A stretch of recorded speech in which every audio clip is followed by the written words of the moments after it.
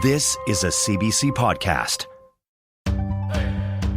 The new season of Unreserved launches this weekend, and we wanted to give you a sneak listen to what we're working on with this podcast-only exclusive. From the Hudson Bay point blankets to button blankets and star quilts, we're taking a look at the history of blankets in Indigenous communities. My name is Elizabeth Kawenaa Montour, and Kawenaa means small voice in Mohawk.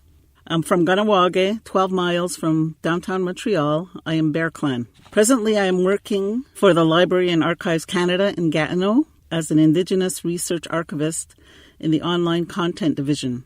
I have done a lot of research in blankets, and I've noticed that the practices and traditions may be shared by other peoples and communities, not just First Nations. But today I am presenting a First Nations perspective. If you recall, at birth, after our mothers have given us life, we are picked up by a midwife, nurse, or doctor, wrapped in a blanket and placed in our mother's arms for the first time. The blanket has now performed its first purpose, to keep our newborn minds secure and bodies warm. We have bonded and connected to our life giver. A blanket may be part everyday life. We reach for it usually when we are ready to retire for the evening. For Indigenous people, a blanket carries a deep meaning that transcends time and place. A blanket may hold purposes and traditions that are deeply embedded in their cultures. They are used in the celebration of birth, life events, and sometimes with death. The gifting of blankets for a newly married couple, birth of a new child, in recognition of our elders, participants or contributors of a worthy endeavor, and as a farewell blanket for a dearly departed.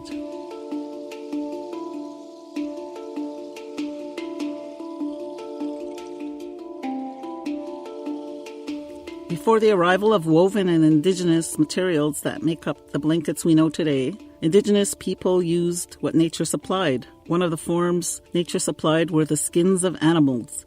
The most useful were from larger animals such as deer, elk, bear, caribou, seal, moose, and buffalo. Depending on its desired use, the fur or hair of the animal may be removed or left intact. It took several days to hunt, prepare, and tan the pelt, and involved intense physical labor. Depending on available materials, added embellishments were an option. An application of pine pitch or spruce gum enhanced the waterproof quality of the outer layer of the skin. This made it ideal to cover dwellings such as lean-tos or teepees. A really good early example I've seen in a picture is a Edward Curtis picture from Vancouver Island of a new Chalnuth woman.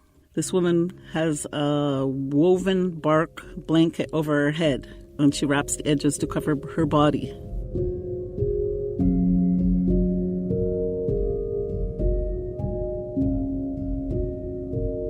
Indigenous people had their own techniques of weaving, using plants such as tree barks or other fibrous plants such as cattails. Another example of using natural materials is in the Northwest Coast Chilkat blanket. It's a highly regarded ceremonial and dance blanket of goat hair mixed with cedar bark, which would take a year or longer to make.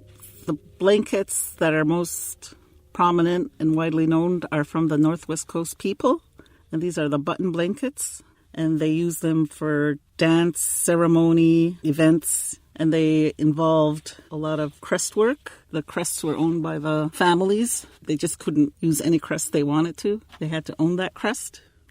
The Haida would use a dogfish, and there's the sun, the eagle, which represents power, prestige, and peace. The killer whale, whose ancestors visited the bottom of the ocean to obtain rights to use the crest. The owl, associated with souls of deceased ancestors and viewed with respect. The seal, the thunderbird. The thunderbird is a mythical creature and high-ranking prestige crest. Only the most powerful, prestigious chiefs have a T-bird as a crest. There's also frog, raven, and salmon.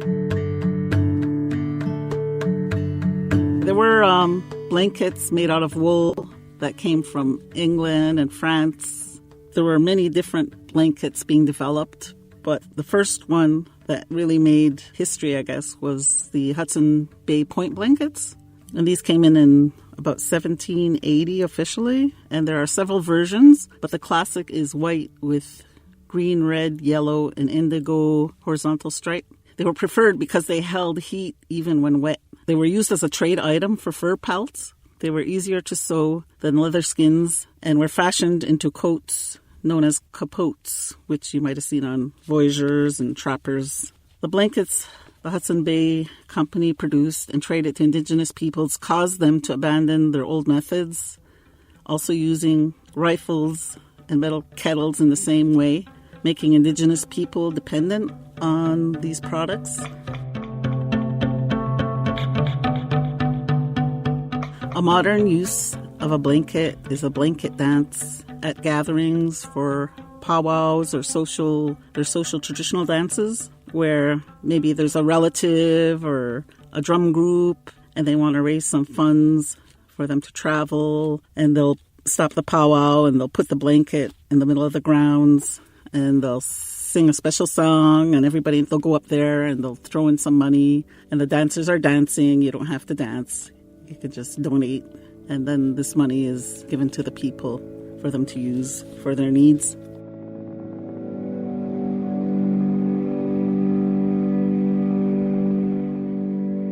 So a popular style blanket is known as a star quilt.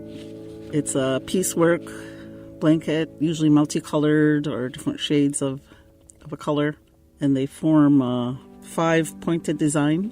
And I remember the first time I laid eyes on a star quilt. I was already in my early 20s, and it was in the home of an Anishinaabe woman. I thought it was stunning, beautiful, and mesmerizing. I could feel its power. Recently, AFN National Chief Perry Bellegarde stated, "Star quilts are designs of First Nations. The Cree Assiniboine in Lower East Saskatchewan, the Dakota, Nakota, and Lakota people say that when you are wrapped in a star quilt blanket, your ancestors are amongst you and with you." In the media, you often see Indigenous leaders and chiefs give politicians star quilt blankets, and this is a goodwill gesture for the relationship in the future.